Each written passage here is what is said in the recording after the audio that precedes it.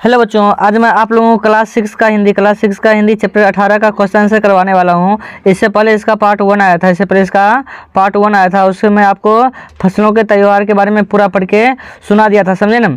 तो आज मैं इसका क्वेश्चन आंसर करवाऊंगा। अगर आप पहली बार हमारे चैनल पर विजिट किए हैं तो आप हमारे चैनल को सब्सक्राइब जरूर कर लें, और अगर आप हमारे व्हाट्सएप लिंक से नहीं जुड़े हैं तो वहाँ जाके जुड़ सकते हैं। मेरा मोबाइल नंबर है 9576391415, या फिर आपको डिस्क्रिप्शन में इसका लिंक मिल जाएगा, आप वहाँ से भी जुड़ सकते हैं जिससे आपको पीडीएफ मिल जाए। आइए पहला क्वेश्चन देखते हैं। पहला क्वेश्चन क्या कहता है? पहला क्वेश्चन कहता है अपी दीदिया बुरी फंसी कैसे, मतलब अपी दीदिया बुरी फंसी कैसे। कहिएगा कि दीदिया को चूरा दही खिचड़ी तिलकुट आदि पसंद नहीं है। ये सब चीज़ जो है ना मकर संक्रांति के दिन खाने ही पड़ते हैं, इसीलिए दीदिया क्या हुई, बुरी तरह फंस गई। अब देखिए अगला क्वेश्चन कहता है कि संथाल के लोग सरहुल कब मनाते हैं और कैसे मनाते हैं। तो आप कहिएगा संथाल परागण क्षेत्र या उससे बाहर रहने वाले संथालों लोग फरवरी मार्च में सरहुल त्यौहार मनाते हैं। इस दिन विशेष रूप से साल के पेड़ की पूजा की जाती है।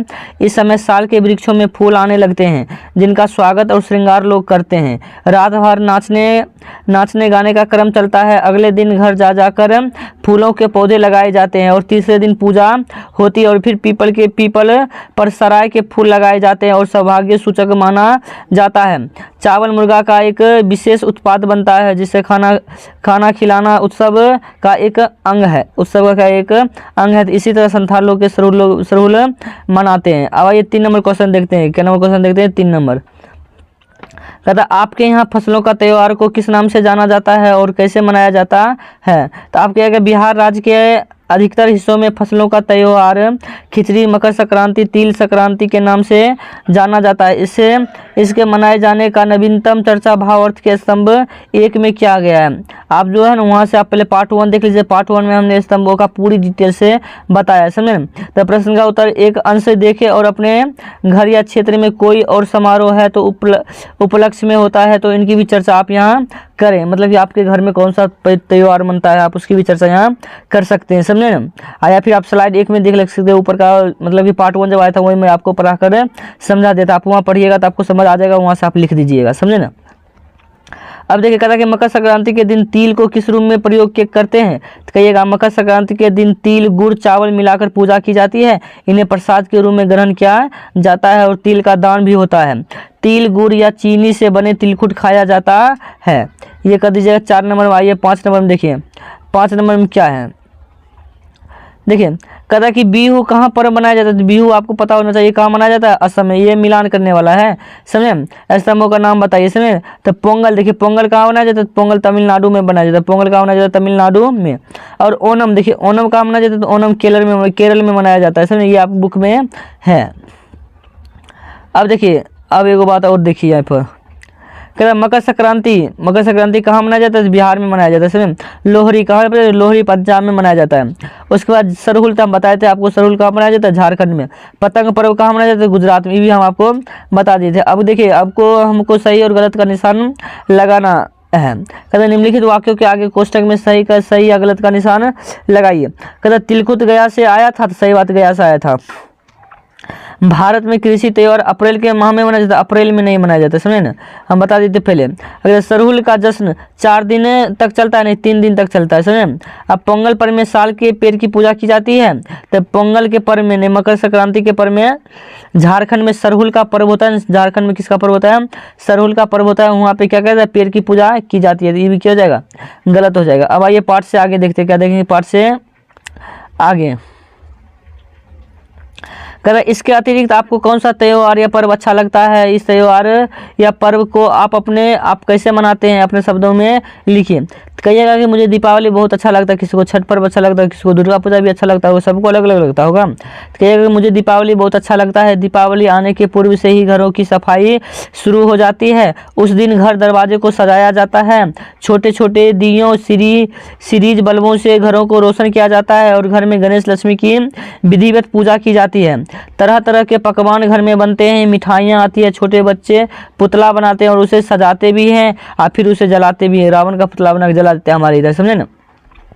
और कहता है रात में पटाखे, फुलझड़ियाँ, आसमान में तारे घिरनी आदि से आतिशबाजी की जाती है, जिसमें घर के सभी सदस्य सम्मिलित होते हैं।